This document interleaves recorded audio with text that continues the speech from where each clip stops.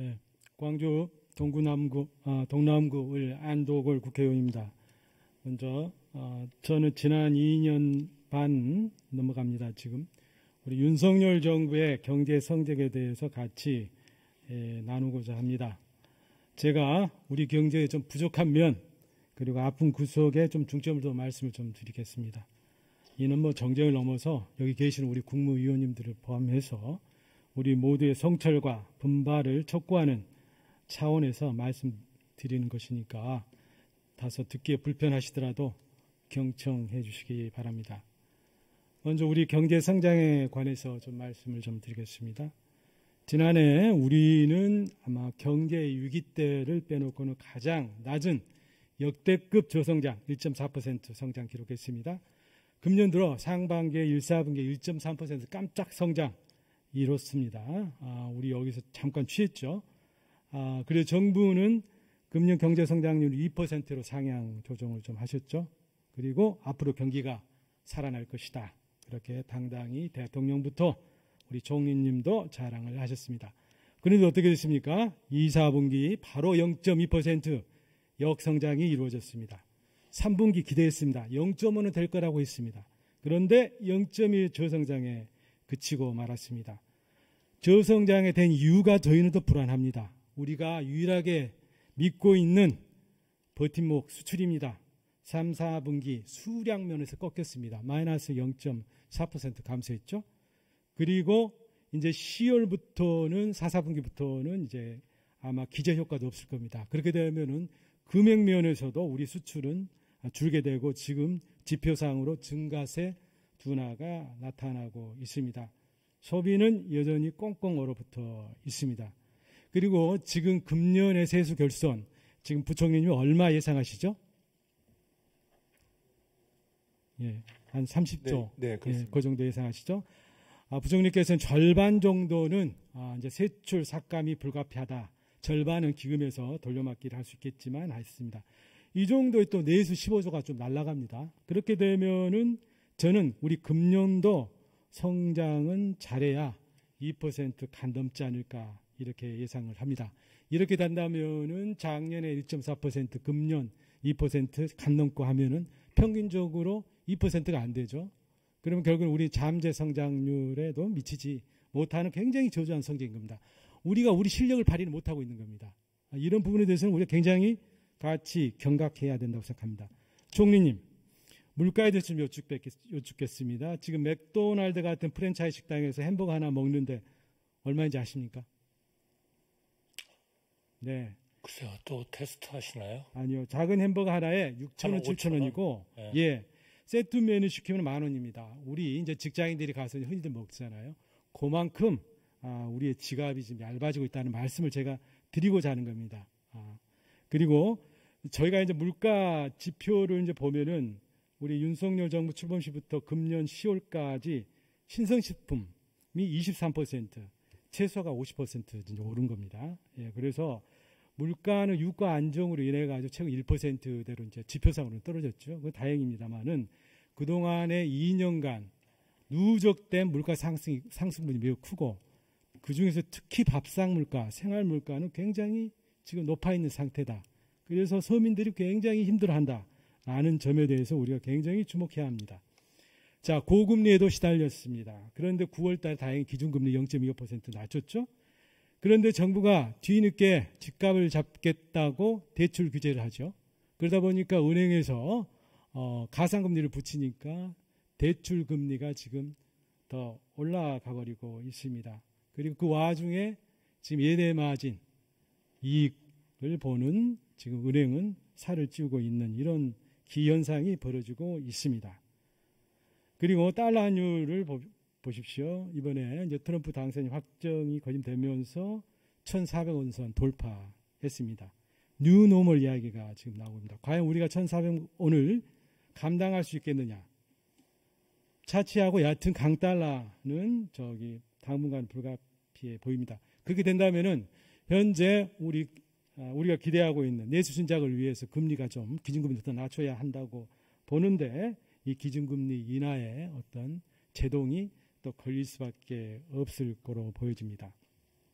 자, 이렇게 된다면은 이제 내수 부양은 더 기대하기가 좀 어렵지 않겠습니까? 그러면은 이제 이러한 내수 침체가 지속이 된다고 보면은 그 타격은 이제 온전히 자영업자한테 이제 넘어갈 것입니다. 저성장 고물가에 가장 직격탄을 지금 맞고 있는 거죠. 지금 570만 우리 자영업자라고 합니다. 75%가 최저임금 미만이라고 합니다. 그리고 현재 이분들이 가지고 있는 부채가 1,100조에 지금 거좀 다다르고 있고 다중채무자 늘고 있습니다. 그리고 또 연체율도 이제 급증을 하고 있는 거죠. 그러다 보니까 생계를 좀 지킬 수가 없죠. 총리님, 작년에 폐업하신 분들이 어느 정도 되고 금년 어느 정도로 예측을 하고 계십니까? 창업은 한 100만 정도 될 것 같고요. 네. 폐업하신 분들은 한 90만, 예, 맞습니다. 100만 가까운. 예, 작년에 92만 명이고 올해는 아마 100만 명을 이제 넘을 거다 이렇게 지금 예상이 됩니다. 이분들이 생계터전을 잃고 하게 된다면 결국은 어떻게 되겠습니까? 이분들이 지금 마땅히 취업을 하실 수는 없을 겁니다. 견디다 못해 이분들이 결국에는 기초생보자로 전락을 할 수 있는 겁니다. 그러면 국가는 더 많은 있지 않습니까? 이분들을 부양하기 위한 또 재정 지출을 감당해낼 수밖에 없는 겁니다. 이런 상황입니다. 지금 이번에 이런 경제가 굉장히 어려운 좀 상황에서 이제 트럼프 당선으로 인해서 대통령 당선으로 인해 가지고 지금 우리는 굉장히 긴장하지 않을 수 없습니다. 트럼프 대통령의 공약대로 이행이 된다면 우리나라는 큰 경제적 충격에 저는 빠질 걸로 생각이 됩니다. 무엇보다도 가장 문제가 되는 게 이제 보편 관세와 대중국 징벌 관세일 겁니다. 10% 60%를 매긴다라고 합니다. 하는 분석에 따르면은 이게 그대로 이행이 된다라고 하면은 중국의 경제 성장률이 2.5%가 떨어지고 거기에 연동되어 있는 대한민국의 경제는 1% 가깝게 또 떨어질 거다 이렇게 지금 생각을 하고 있습니다. 자, 부총리님, 내년 우리 경제 성장률 얼마 예상하고 계시죠? 현재 정부는 2.2%로 전망을 하고 있습니다만 좀 저희가 이제 연말에 저희 3분기 GDP 나왔기 때문에 다시 한번 좀 살펴보고 있습니다. 네, 그래서 이런 트럼프 대통령 당선에 따른 리스크가 현재화된다면 우리 경제는 굉장히 어려워질 것이다. 자, 그럼 이에 대해서 우리는 어떠한 대책을 지금 세우고 있느냐 궁금합니다. 총리님, 이에 대비한 대응 전략과 정책 패키지는 준비를 차분히 하고 계십니까? 총력을 다해야죠. 그런데 지금 말씀하신 의원님 워낙 경제 전문가로서 활동을 하셨는데 의원님 말씀을 듣고 보면 정말 우리 국민들이 어려운 것은 분명 민생의 어려움은 있지만 야, 이렇게 어려워가지고는 정말 일을 못하겠구나 이런 생각을 하실 것 같아요. 그래서 정말 전문가 입장에서 3, 4분기의 성장에 대해서도 정확하게 좀 파악을 하시고 설명을 해주시고 또 지금 우리 올해 2한 4% 했습니다만 세계 성장이 3.2다. 이거는 우리 브라질, 인도 이런 데를 다 합쳐서 평균 3.2라는 거 아닙니까? 선진국, 우리는 선진국에 들어가죠. 알겠습니다. 제가 여쭤본 거는 이제 트럼프 그러니까 대통령 대비를 해야 된다 하는 거에 알겠습니다. 여하튼 우리에게 당면한 지금 리스크 아니겠습니까? 이에 대한 철저한 대응을 해 주십사 제가 부탁을 드리는 겁니다. 다행히 그리고 트럼프와 그리고 이제 저는 이렇게 생각합니다. 예, 알겠습니다. 아침에 8시에 통화를 상당히 진솔하게 아주 좋은 분위기에서 한 것은 저희한테는 조금 걱정을 더는 그러한 하나의 계기가 됐다 이렇게 생각합니다. 예. 자, 이렇게 우리 국민들이 현재 닥치고 있는 어려운 경제 상황, 고통, 불안감도 미래에 대한 희망이 있으면 참아낼 수 있을 겁니다. 자, 그런데 우리의 경제 상황 있지 않습니까? 미래에 대한 희망이 어느 정도일까요? 정치권에서만 도와준다면 엄청 좋을 겁니다. 네, 미래는 AI 시대죠. 우리의 제품, 기업, 산업의 경쟁력은 결국 그리고 또한 우리 국민의 삶의 질은 우리가 AI 응용 기술을 어떻게 활용하느냐에 달려 있을 겁니다. 그러나 우리가 AI 기술 경쟁력 면에서 우리 굉장히 뒤처져 있습니다. 1위 국가의 미국과의 격차 벌어지고 있고요. AI 핵심 인프라인 데이터 센터, 또 클라우드 산업은 선진국 대열의 명함을 내밀지 못합니다. 우리가 가장 먼저 초고속 통신망을 깔았잖아요. 그래서 정보사를 우리가 선도를 했습니다. 그런데 우리나라의 현재 유선 인터넷 속도는 세계 26입니다. 과학기부 장관님 맞죠? 과학기부 장관님. 예, 예, 그렇습니다.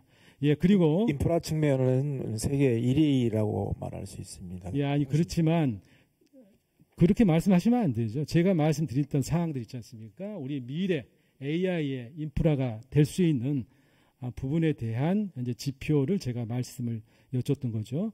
네, 그리고 또 하나 지금 신재생 친환경으로 에너지 전환이 지금 진행이 되고 있습니다. 자, 우리 한참 뒤져 있습니다. 우리나라가 기후 대응 성과 지수 현재 세계 67개국 중에서 64위입니다. 거짐 최하위권입니다. 이 와중에 이 정부 들어서면서 에너지 정책에 대해서 정치적 이념적 접근이 좀 이루어지고 있습니다. 이러다 보니까 정부의 신재생 에너지 전환 정책이 좌표를 잃고 표류하고 있다. 저는 이렇게 보여집니다. 그리고 많은 신재생 에너지에 투자를 하고 있던 기업들이 그 투자 계획을 하나 둘 접고 있다는 사실도 우리가 명심해야 됩니다. 우리 경제의 가장 취약한 부분이 무엇입니까? 소수 수출 대기업에 우리가 의존하고 있는 산업 구조입니다. 자, 이거 극복해야 되겠죠? 미래 신산업 분야에서 새로운 기업들의 창업이 줄을 이어야 될 것입니다. 그래야만이 우리 부총리께서 말씀하시는 역동 경제가 제대로 구현이 될 겁니다. 그러나 지표를 보입시다. 우리 기술형 기술 창업 기업 수가 매년 좀 줄고 있습니다. 21년 24만 개 한 해 이렇게 생성이 됐는데 지금 24년에 21만 개 수준으로 지금 이게 줄고 있습니다. 기업 가치가 1조 이상의 국내 유니콘 기업 24개입니다. 지금 정체된 수준입니다. 또 우리가 가지고 있는 부존 자원, 인력입니다. 그렇지만 세계 최고의 저출생 고령화 추세가 진행되고 있으면서 매년 생산 가능 인구가 30만, 40만 줄고 있죠. 청년층을 비롯한 취업자 수 증가폭도 지금 줄고 좀 있는 상황입니다. 자, 저는 이렇듯 우리 경제가 현재 당면한 상황을 저는 성과가 없는 오늘, 그보다 더 문제가 되는 희망 없는 내일의 어떤 경제 상황에 우리 국민들은 굉장히 불안해하고 있다라는 겁니다.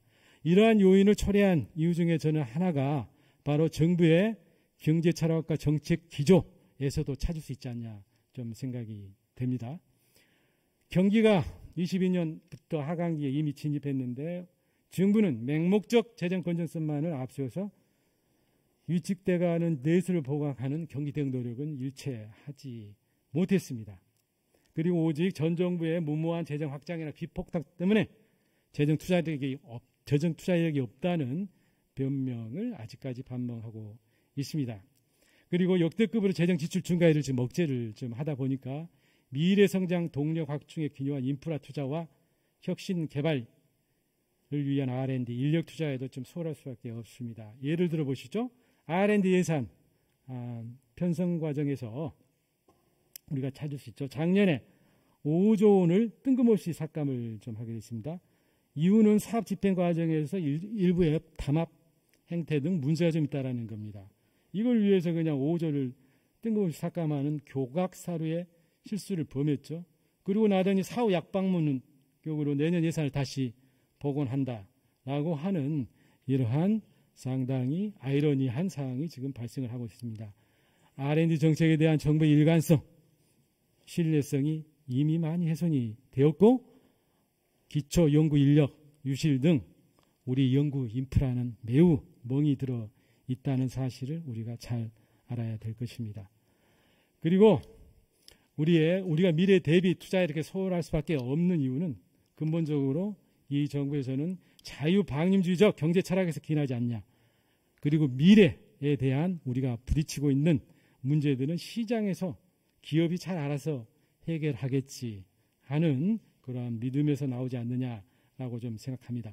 그렇지만은 우리 경제가 안팎으로 부딪히고 있는 과제들, 도전들, AI 중심의 4차 혁명에 우리가 앞서 나가야 되는 점, 에너지 전환, 저출생, 지방 소멸과 같은 그런 과제는 기업과 시장이 해결할 수가 없습니다.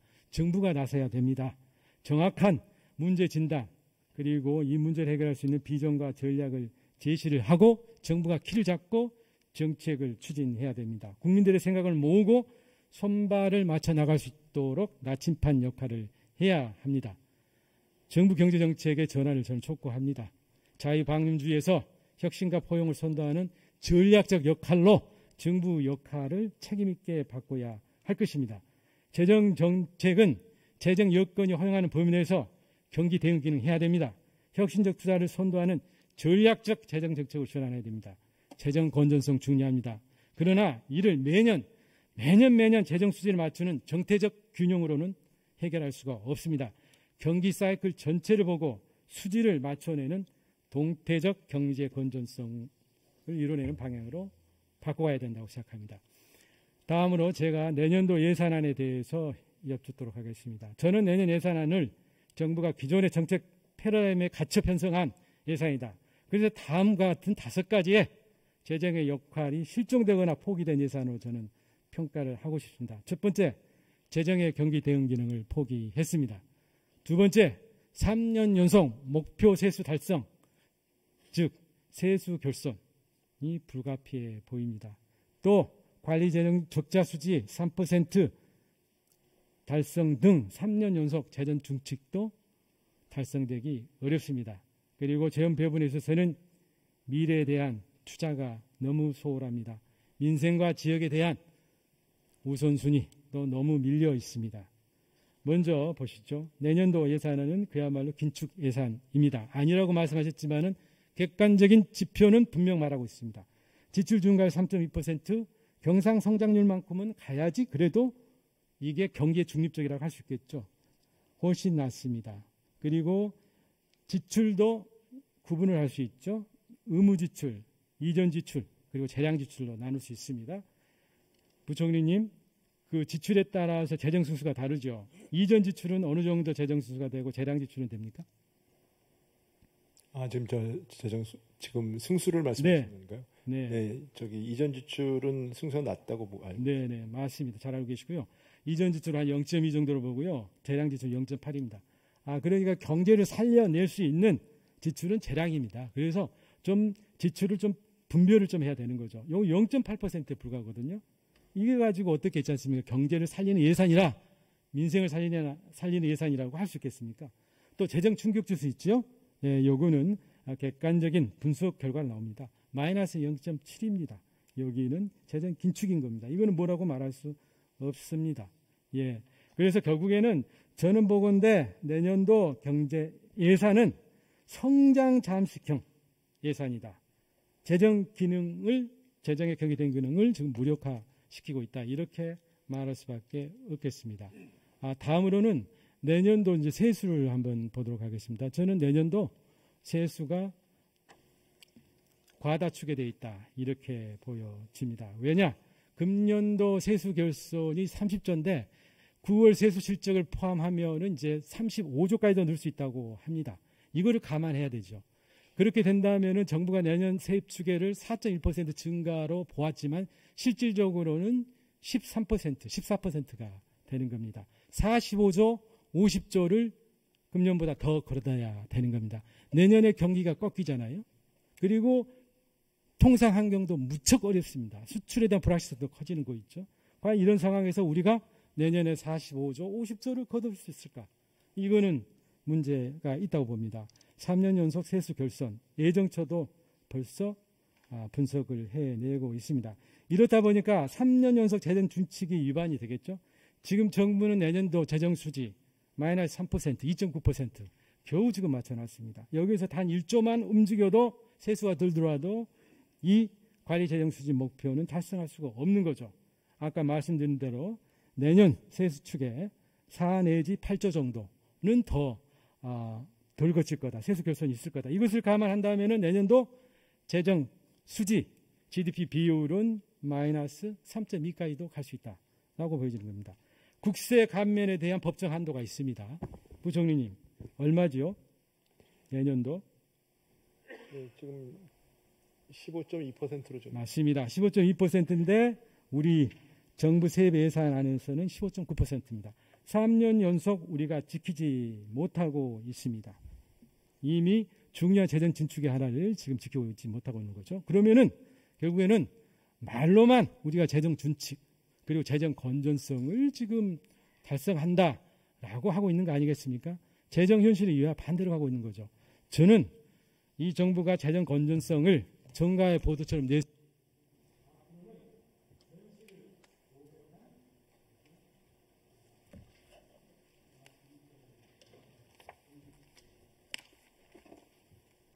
예.